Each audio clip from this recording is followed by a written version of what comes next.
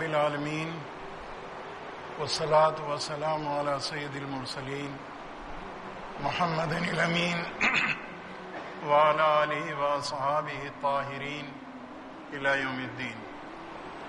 اما بعد فإن اصدق الحدیث کتاب اللہ وخیر الہدی ہدی محمد صلی اللہ علیہ وسلم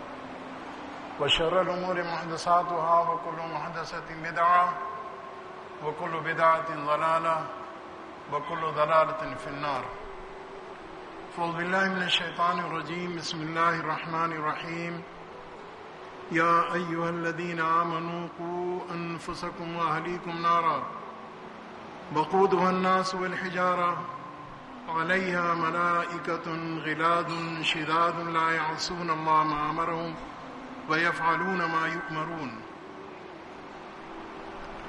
برادران ملت، بزرگوں، عزیز نوجوانوں اور محترم خواتین،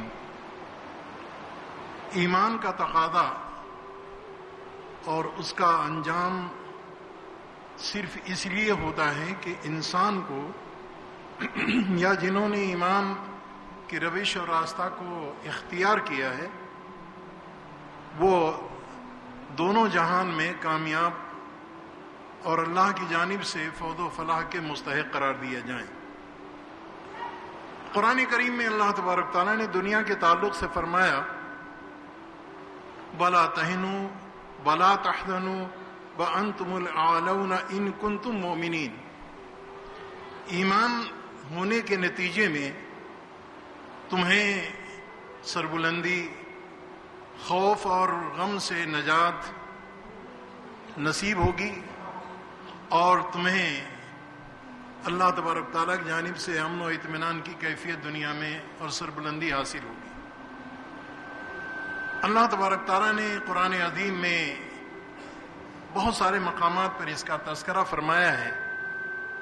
کہ جن لوگوں نے ایمان کی روش اختیار کی ہے ان لوگوں کے لیے بشارت ہے کہ جہنم کی دہکتی ہوئی آگ، جہنم کی اذیتناک کیفیات اور اس کے عذاب سے ان کو نجات ملے گی اور اللہ تبارک تعالیٰ کی بنائی ہوئی جنت، نعمتوں سے بھری جنت میں ان کو جگہ ملے گی. حضرات گرامی، اللہ تبارک تعالیٰ نے اس سورہ تحریم کی اس آیت کریمہ کے اندر اسی بات کی طرف متوجہ کیا ہے کہ تم اپنے ایمان کا جائزہ لو. تمہارا ایمان کس پیمانے کا ہے، کس معیار کا ہے؟ کیا تمہیں دنیا میں عزت اور سربلندی حاصل ہے؟ تمہیں قرآن کی روشنی میں جو بشارت دی گئی ہے اس بشارت کے تم مستحق قرار پا رہے ہو؟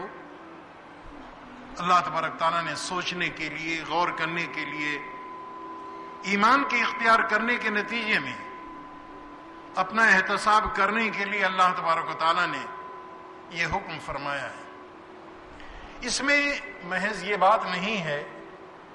کہ اصحاب ایمان کو اور مسلمانوں کو حکومت مل جائے، نہیں. اگر آپ کو اپنے گھر میں سکون اور اطمینان کی زندگی نصیب ہے بحیثیت شوہر کے، بحیثیت ایک باپ کے، بحیثیت ایک بیٹے کے، بحیثیت ایک بھائی کے، تو یقینی طور پر یہ اللہ تبارک تعالیٰ کی ایمان کی بنا پر، ایمان کے تقاضوں کے تکمیل کی بنا پر یہ نعمت آپ کو حاصل ہے. لیکن اگر یہ کیفیت نہیں ہے تو ہمیں اور آپ کو جائزہ لینا چاہیے کہ اللہ تبارک تعالیٰ نے جو بات فرمائی ہے اس تعلق سے ہمیں اور آپ کو دیکھنا چاہیے. یا ایھا الذین آمنوا قوا انفسکم، یہاں کی زندگی، خوشگوار زندگی اور آخرت کی زندگی، نعمتوں بھری جنت میں پہنچ جانے کی زندگی کے مستحق ہم قرار پا رہے ہیں یا نہیں پا رہے ہیں. اللہ تبارک تعالیٰ نے یہ بات بھی بتائی کہ ایمان کا تقاضا اور ایمان کی ذمہ داری تنہا یہ نہیں ہے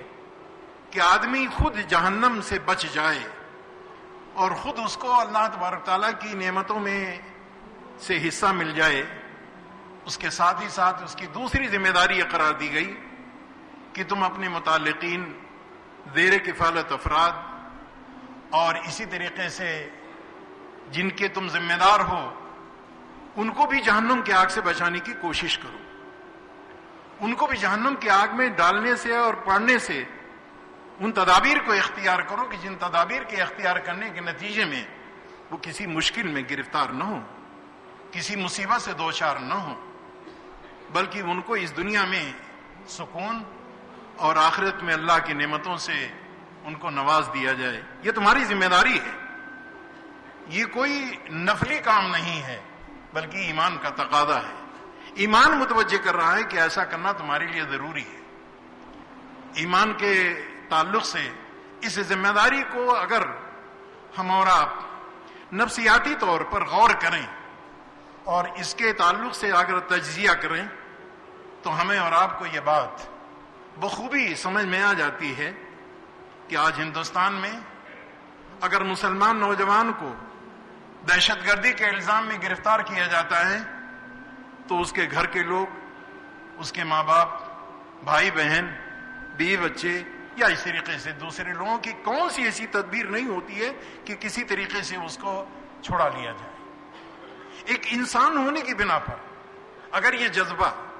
قلب و ذہن کو جھنجھوڑتا ہے تو ایک صاحب ایمان ہونے کی بنا پر قرآن کریم کے اندر یہ بات کہی گئی کہ علیہ ملائکۃ غلاظ لا یعصون اللہ ما امرهم ویفعلون ما یؤمرون۔ سنو، یہاں کے جو مختلف ایجنسیز کے لوگ ہیں تمہاری منت سماجت، تمہارے رونے دھونے پر ان کو ترس نہیں آتا ہے، لیکن یہ غور کرو کہ جس جہنم کی بات کہی جا رہی ہے اس جہنم پر معمور جو فرشتے لگائے گئے ہیں ان کا حال یہ ہے، انتہائی تندخو ہیں، انتہائی بے رحم قسم کی طبیعت کے حامل ہیں۔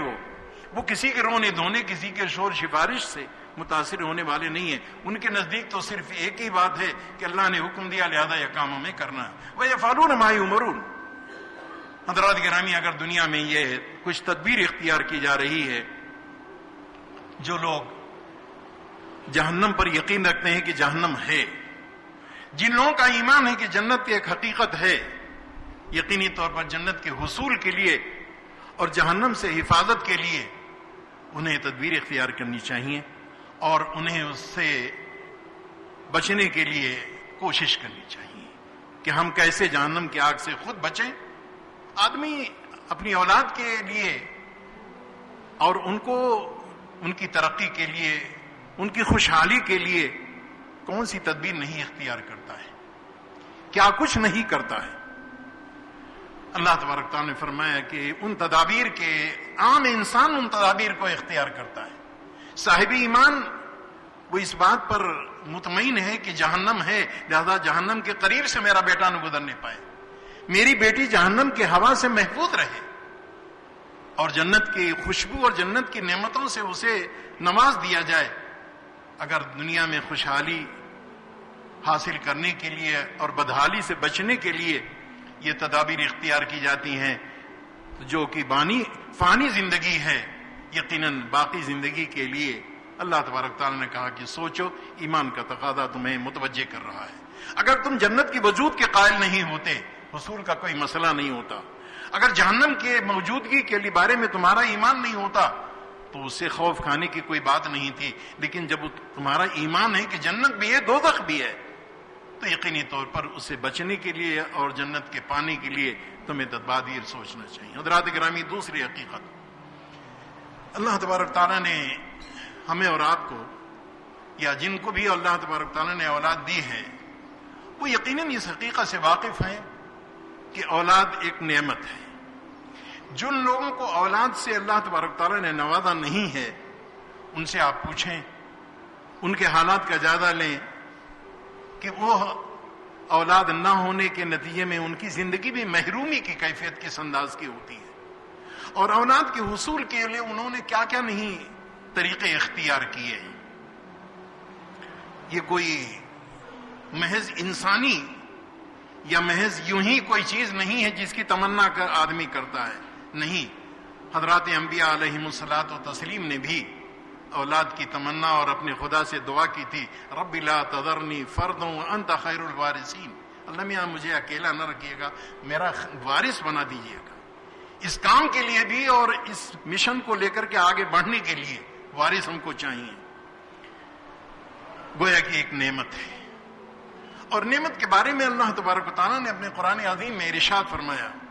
ثم لتسألن یومئذ عن النعیم۔ سنو، جو بھی نعمتیں تم کو دی گئی ہیں،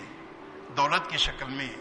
صحت کی شکل میں، عمر کی شکل میں، اولاد کی شکل میں، بیوی بچوں کی شکل میں، جتنی نعمتیں تم کو دی گئی ہیں، قیامت کے دن تمام نعمتوں کے بارے میں تم سے ضرور سوال کیا جائے گا، پوچھا جائے گا۔ نعمت کی قدر کی، نہ قدر کی۔ نعمت کے قدر کرنے کا مطلب یہ ہے کہ جس طریقے سے کہ اللہ تبارک تعالیٰ نعمت کے برتنے کا، اس کو استعمال کرنے کا، اس کے حقوق اور فرائض کو ادا کرنے کا حکم دیا ہے، یقینی طور پر ٹھیک اسی طریقے سے ہمیں اور آپ کو بھی اولاد کے تعلق سے پرورش، تربیت یا ان کے اٹھان کے لیے ہمیں جدوجہد کرنی چاہیے۔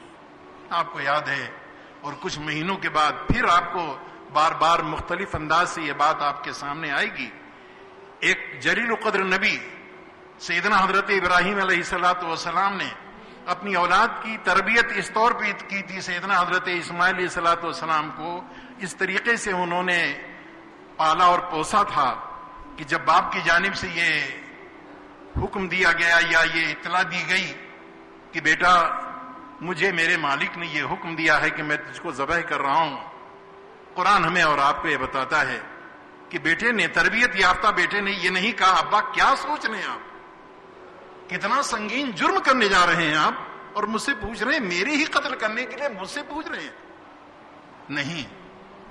اللہ تبارک تعالیٰ کا حکم ہے، آپ اس پر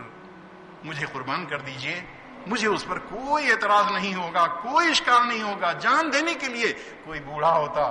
سمجھدار ہوتا، پختہ عقل والا ہوتا تو یقیناً ایک بات سمجھ میں آتی کہ اللہ اور اس کے رسول کی بات کو وہ غور سے سن رہا تھا۔ ایک نوجوان بچہ ہے، ابھی نوجوانی کے دہلیز پر قدم بھی نہیں رکھا تھا، اس کی زبان سے یہ جملہ نکل رہا ہے۔ حضرات گرامی، یہ قرآن کے اندر اس لیے تذکرہ کیا گیا کہ حضرت ہاجرہ، حضرت ابراہیم علیہ السلام کا تذکرہ روزانہ نماز میں ہم کرتے ہیں۔ اللہم صلی علی محمد وعلی آل محمد کما صلیت علی ابراہیم وعلی آل ابراہیم۔ ابراہیم کا تذکرہ کر کے گویا کی تذکیر کرتے ہیں، یاد دہانی کرتے ہیں کہ ابراہیمی زندگی گزارو۔ تنہا یہ نہیں کہ آگ میں ڈال دیا گیا تو صبر کر لیا، نہیں، وہ تو یاد ہی یاد ہے۔ اس کے علاوہ اس کو بھی یاد رکھنا چاہیے کہ اولاد کی تربیت اس طور پر کرنی چاہیے کہ اگر اسے قربان کرنے کے لیے اسی سے مشورہ کیا جائے تو یہ اس کی زبان سے جو جملہ نکلے وہ مثبت انداز کا جملہ نکلے، منفی نہیں، گھبراہٹ کا انداز نہیں، شور شرابے کا انداز نہیں، لوگوں بچاؤ میرا باپ مجھے مارنے جا رہا ہے، یہ فریاد نہیں کی انہوں نے۔ ثم لتسألن یومئذ عن النعیم، بیٹا ہو یا بیٹی، اولاد ایک نعمت ہے، قیامت کے دن اس نعمت کے بارے میں اللہ تبارک تعالی ہم سے اور آپ سے سوال کرے گا۔ میں اولاد کے تعلق سے جو آج ہماری اور آپ کی زندگی جس انداز کی گزر رہی ہے، 15 شعبان کی رات ہے، آپ کا دلی شہر ہے، اور دلی شہر میں انڈیا گیٹ کے پاس رحمت کی رات میں مسلمان نوجوانوں کے اوپر پولیس کی لاٹھیاں برس رہی ہیں، مسلمانوں کے خلاف لاٹھی چارج کیا جا رہا ہے۔ وہ اپنی موٹر سائیکل اور بائک کو وہیں چھوڑ کر کے بھاگ رہے ہیں۔ جن لوگوں نے ٹی وی پر ان مناظر کو دیکھا ہوگا یقیناً انہیں سوچنے پر مجبور ہوا ہوگا کہ یہ ہماری اولاد، یہ مسلمانوں کی اولاد، رحمت کی رات میں ان کا یہ کارنامہ، ان کی یہ زندگی کہ لوگوں کو راستہ چلنے دینے کے لیے تیار نہیں ہے۔ جس راستے پر نکلیے معلوم ہوا کہ مسلمان نوجوان ایک عجیب انداز سے اپنے کرتب کا مظاہرہ کر رہے ہیں، بجائے اس کے کہ کسی جگہ بیٹھ کر کے قرآن پڑھتے، اپنے رب کائنات سے دعا کرتے کہ رب العالمین میری جوانی قبول فرما لیجئے اور مجھے رشد و ہدایت کے راستے پر چلنے کی توفیق عطا فرمائیے۔ نہیں، بلکہ وہاں کچھ اور ہی منظر دکھائی پڑتا ہے اور ہی کوئی کیفیت دکھائی دیتی ہے۔ حضرات گرامی، اس سے یہ بات سمجھی جا سکتی ہے کہ اگر آج یہاں اس نامناسب حرکت کے نتیجے میں پولیس کے لوگ لاٹھی چارج کرتے ہیں تو تنہا پولیس کو آپ ذمہ دار قرار نہیں دے سکتے ہیں، پولیس کو ہی ظالم اور جابر نہیں کہہ سکتے ہیں، اس میں اپنا بھی قصور ہے، اپنا بھی۔ والدین کو تو اس بات پر اطمینان ہے، بیٹا مسجد گیا ہے، تلاوت کر رہا ہوگا، نفل پڑھ رہا ہوگا، اور وہاں بیٹھ کر کے کچھ اللہ رسول کی یاد میں کچھ ذکر و اذکار میں مصروف ہوگا۔ یہ صالح اور نیک والدین کی یہ فکر ہوتی ہے اور یہ خیال ہوتا ہے، اور اولاد معلوم ہوا کہ سڑکوں پر وہ طوفان برپا کیے ہوئے ہیں کہ لوگوں کا راستہ چلنا مشکل ہو رہا ہے۔ حضرات گرامی، ہمیں اور آپ کو اس پہلو سے سوچنا ہے، کیا ہم اپنی اولاد کو، اپنے جوانوں کو مغربی تہذیب اور مغربی طرز فکر اور طرز عمل پر عمل کرنے کے لیے چھوڑ دیں گے؟ آج آپ کا نوجوان کیا اسلام اور صحابہ کرام رضی اللہ تعالی عنہم اجمعین کے اسوہ کو ترجیح دینے کے لیے تیار ہے، یا فلم اسٹار یا فلمی دنیا کے لوگوں کی نقالی کرنے کو اپنے لیے باعث فخر سمجھتا ہے؟ وضاقتہ ہو، رہن سہن ہو، یا اس طریقے سے دوسرے کام۔ آپ قرآن کریم کا مطالعہ کیجئے اور قرآن کریم سے پوچھئے کہ کیا یہ حقیقت ہے اور اس میں کوئی صداقت نہیں ہے کہ جو لوگ عمل کریں گے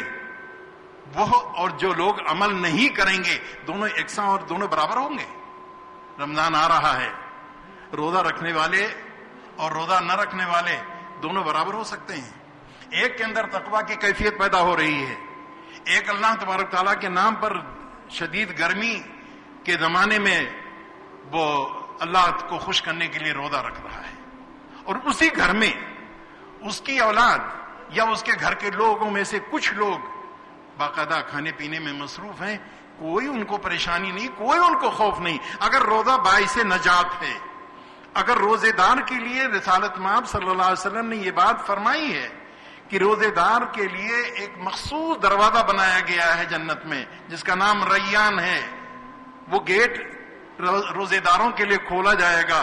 اور اللہ تبارک تعالیٰ اپنے بندوں سے کہے گا اس دروازے سے داخل ہوں آپ لوگ۔ اگر روزے دار روزے کی بنیاد پر رب کی جانب سے رحمت اور رضوان کا مستحق قرار پاتا ہے، تو کیا اسی دروازے سے وہ لوگ کہ جنہوں نے بغاوت کی روش اپنائی ہے، کیا اسی دروازے سے ان کو بھی داخل ہونے کا موقع دے دیا جائے گا، اسی لیے کہ مسلمان کے بیٹے ہیں، اسی لیے کہ ان کا نام عبد الرحمن اور عبد الکریم ہے؟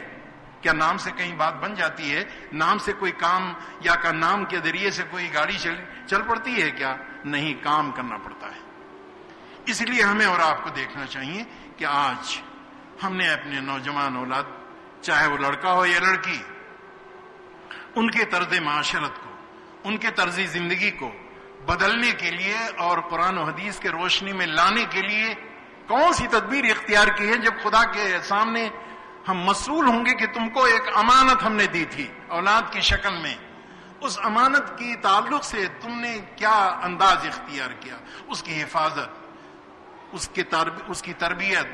اور اس کے تعلیم کے سلسلے میں تم نے کون سا انداز اختیار کیا ہے؟ آپ غور فرمائیں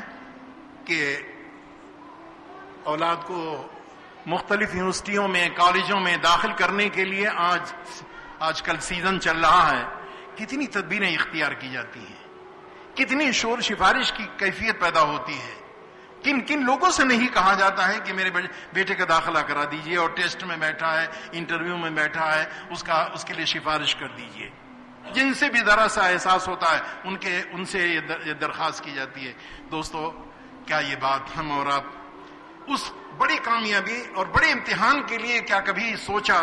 کہ اللہ تبارک تعالیٰ کے حضور جب ان کی حاضری ہوگی اور اللہ تبارک تعالیٰ کے سامنے جب اس انداز کا معاملہ ہوگا تو اس دن کے لیے عافیت اور حفاظت کے تئیں ہم اللہ تبارک تعالیٰ سے کیا کہیں گے اور کون سی سفارش کی کیفیت پیدا ہوگی؟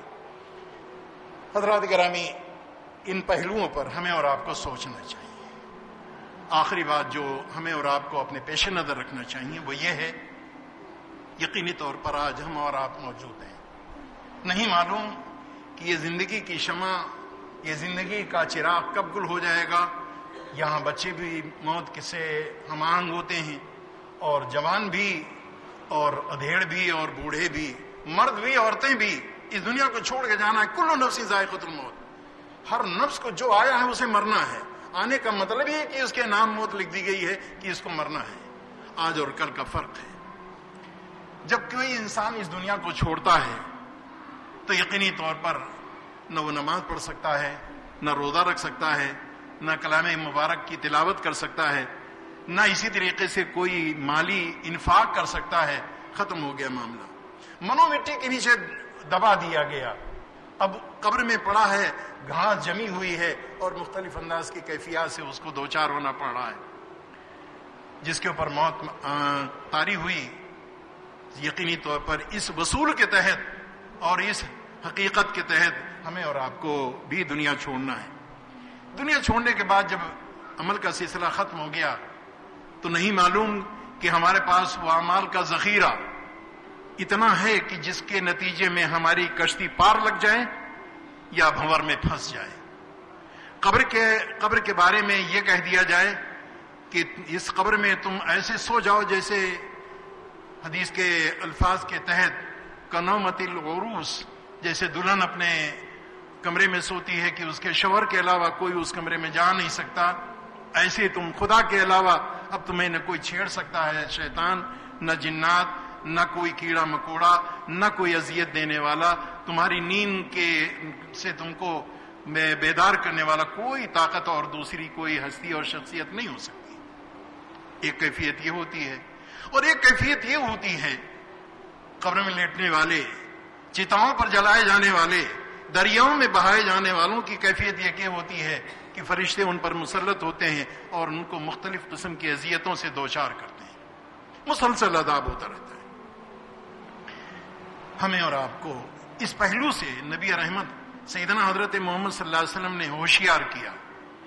کہ جب تمہاری زندگی ختم ہو جائے تو اس ختم ہونے کے بعد عمل کا سلسلہ کیا چاہتے ہو کہ باقی رہے یا ختم ہو جائے؟ آج کی دنیا میں مسلمانوں کے ہم دوسرے تہذیب اور مذہب کے ماننے والوں کی نقالی کرتے ہوئے کہیں برسی منائی جاتی ہے،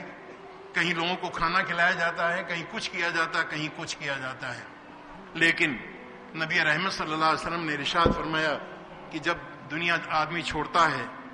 تو اس کی دو کیفیتیں ہوتی ہیں اس کے بعد کہ ثواب کے پانے کا سلسلہ اس کا باقی رہتا ہے۔ ایک کیفیت یہ ہوتی ہے کہ دنیا چھوڑی تو اولاد کو تربیت اس انداز سے کی کہ اولاد اس کے اپنے ماں باپ، مرحوم باپ اور ماں کے لیے، دادا اور دادی کے لیے، نانا اور نانی کے لیے وہ دعا کرتے ہیں رب العالمین میرے بزرگ دنیا کو چھوڑ کے چلے گئے ہیں، ان کی مغفرت فرما دیجیے، ان کی غلطیوں کو معاف فرما دیجیے، ان کی لغزشوں سے صرف نظر فرما دیجیے، ان پر رحم کر فرما دیجیے۔ حضرات گرامی، اگر یہ تربیت کی ہے تو یقیناً دعائے مغفرت بھی لوگ کریں گے، دعائے مغفرت کریں گے۔ رب اغفر لی ولوالدی وللمؤمنین یوم یقوم الحساب، میرے مالک، میرا رب، آپ مغفرت فرما دیجئے، میری بھی مغفرت فرمائیے اور میرے والدین کی بھی مغفرت فرمائیے جو آپ کے پاس پہنچ گئے ہیں، اور یوم الحساب سے پہلے ان کی مغفرت فرما دیجئے۔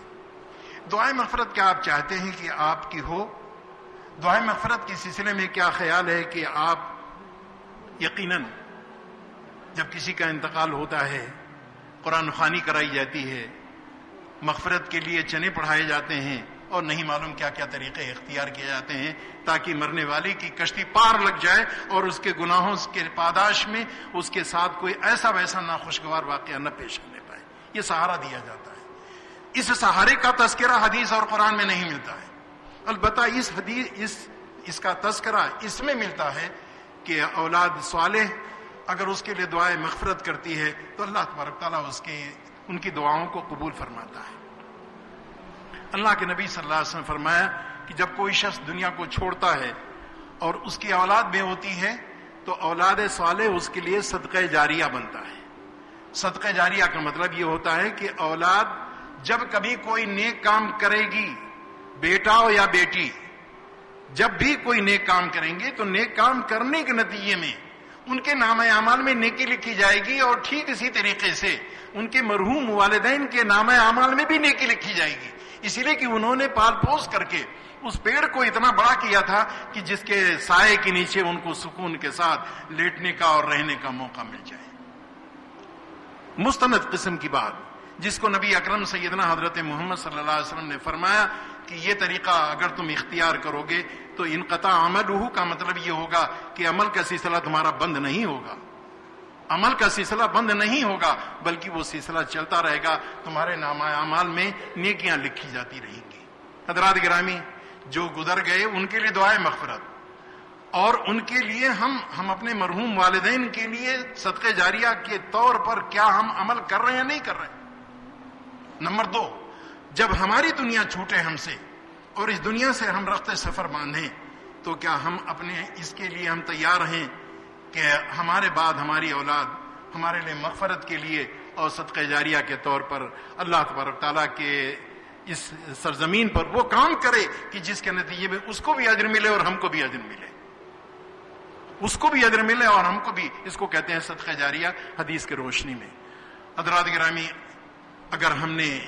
اولاد کے تعلق سے قرآن عظیم کے اس ارشاد کو یا ایھا الذین آمنوا قوا انفسکم واہلیکم نارا وقودھا الناس والحجارہ علیہا ملائکۃ غلاظ شداد لا یعصون اللہ ما امرهم یفعلون ما یؤمرون، اگر اس کو بار بار ہم پڑھتے رہیں، غور کرتے رہیں اور اس کے مضمرات اور اس کے محرکات پر ہم اپنے ذہن کو مرتکز کرتے رہیں تو یقینی طور پر رمضان آ رہا ہے۔ رمضان کی تاخیراتوں میں جو ہنگامہ آرائی کی جاتی ہے، یقیناً شبرات کے مقابلے میں وہ کیفیت نہیں ہوتی ہے۔ مثال کے طور سے نفلی عبادات کا تعلق جہاں تک ہے، تلاوت قرآن کریم کا اہتمام کا جہاں تک تعلق ہے، یقینی طور پر یہ وصول ہے کہ نفلی عبادات مسجد کے مقابلے میں گھر میں زیادہ کار ثواب ہے، زیادہ باعث ثواب ہے۔ لیکن گھر کو چھوڑ کر کے، گھر کو ویران کر کے نوجوان بھی اور بوڑھے بھی مسجد کا رخ کرتے ہیں۔ مسجد تو فرائض کے لیے بنائی گئی تھی، نہ کہ نوافل کے لیے۔ مسجد میں جب بیٹھیں گے تو یقیناً گھر کی خواتین بھی، گھر کے بچے بھی، گھر کے لوگ بھی قرآن کو سنیں گے، پڑھیں گے اور نوافل کے اندر وہ بھی مصروف ہو جائیں گے۔ لیکن گھر کا ایک آدمی، گھر کے 2 آدمی مسجد چلے آئے، کفارہ ہو گیا کام سب کا۔ میں سمجھتا ہوں کہ اگر ہم نے اس طرف توجہ کی کہ اولاد کی تربیت اور ان کی اٹھان اس طور پر ہونا چاہیے جیسے ایک صاحب ایمان کی ہوتی ہے اور ایک صاحب اسلام کی ہوتی ہے، تو یقیناً ہمارے طریقے تربیت میں فرق آئے گا اور ہم اپنے مستقبل کے بارے میں وہ راستہ اختیار کریں گے جو راستہ انتہائی کار ثواب ہے اور باعث نجات ہے۔ اللہ ہم سب کو توفیق بخشے اور ہمیں یہ شعور عطا فرمائے کہ جس کے نتیجے میں ہم اپنی اولاد کی تربیت اور ان کے سلسلے میں فکر مند ہو کر کے خدا پاک سے جہاں ایک طرف دعا کریں وہیں دوسری طرف تدابیر کو بھی ہم اختیار کریں تاکہ اللہ تبارک تعالی ہم پر بھی اور ان پر بھی اپنا فضل فرمائے۔ بارک اللہ لنا ولکم فی القرآن العظیم ونفعنا وإیاکم بالآیات والذکر الحکیم، انہ تعالی جواد کریم ملک بر رؤوف رحیم۔